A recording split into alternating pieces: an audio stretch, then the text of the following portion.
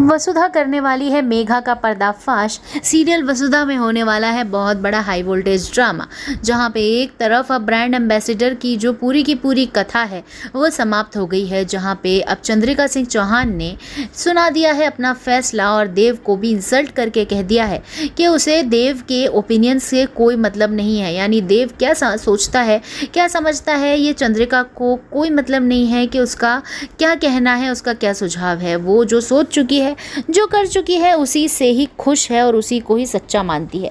लेकिन इसी बात में एक बार फिर जीत होने वाली है मेघा की।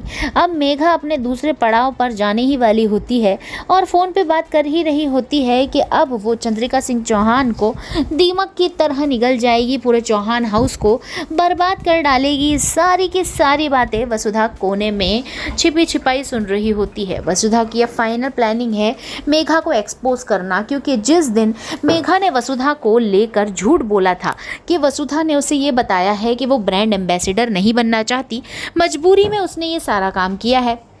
अब वसुधा उस दिन से ही समझ गई है कि मेघा का कुछ ना कुछ तो ऐसा मकसद है जो वो अचीव करना चाहती है, जिस वजह से वो ब्रांड एम्बेसडर वसुधा को हटा रही है उस पोजीशन से। लेकिन वसुधा अपनी समझदारी का उपयोग करते ही चुप रहने वाली है।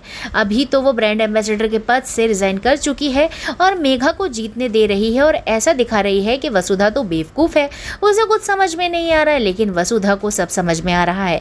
वो अब फाइनली जुट चुकी है मेघा के खिलाफ सबूत ढूंढने के लिए। वो मेघा के पीछे खड़े होकर उसकी सारी बातें सुन रही होती है। जैसे ही मेघा पलट के पीछे देखती है तो मेघा डर जाती है, लेकिन वसुधा ऐसी एक्टिंग करती है कि उसने कुछ नहीं सुना। हालांकि वसुधा ने सब कुछ सुन लिया है और अब वसुधा प्लान ऑफ द एक्शन करने वाली है। लेकिन बात की जाए सीरियल में दूसरे पहलू की, यानी अविनाश की, तो बुरी तरीके से फंस गया है अविनाश।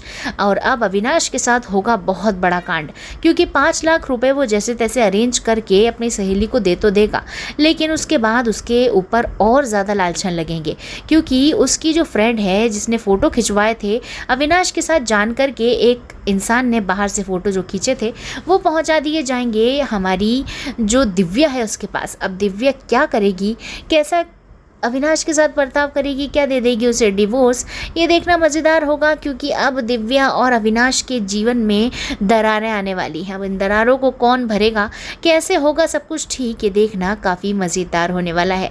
लेकिन खैर अभी देव बहुत ज़्यादा चिढ़ा हुआ है वसुधा से। उसने तो कह ही दिया है कि अब वसुधा का कोई हक नहीं है देव के ऊपर। वसुधा कैसे अपना हक वापस लेगी, देखना मज़ेदार होगा, इसलिए देखते रहिए वसुधा। एक लाइक वीडियो पसंद आई तो ज़रूर करके जाइएगा।